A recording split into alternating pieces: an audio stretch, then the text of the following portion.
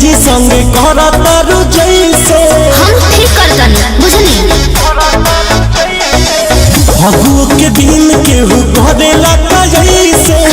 अपना जीजा जी संगे करतारू जैसे डाले खातिर बैठल बानी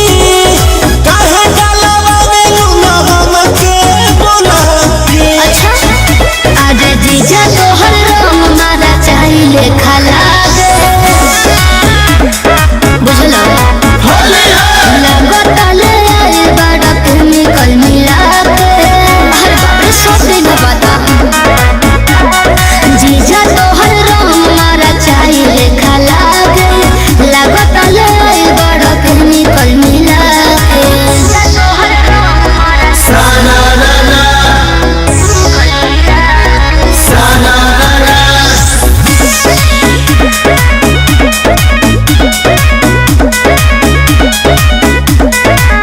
छोड़ा जाए दाए साली खिसियाइल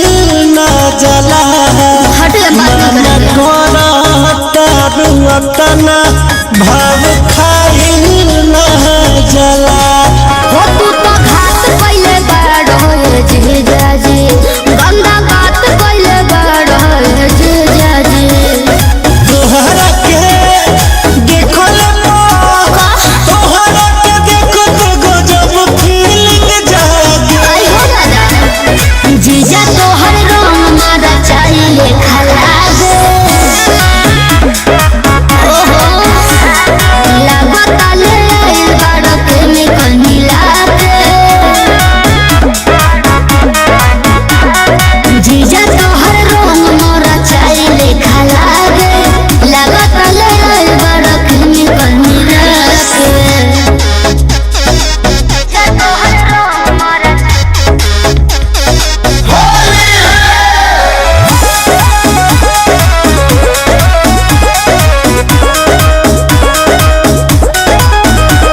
स्पेशल हो बरांड का किसान न करी रउआ जानत नहीं बाटे घोरल हमारे रंगरा ओहो अब छोड़ी जियान न करे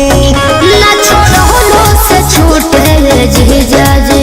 लहर दहिया में उठे जीजा जी दूरे दूरे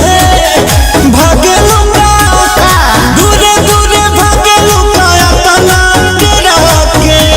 सुनिए आज जीजा तोहर रंग मारा चाहिले खाला दे बुझलो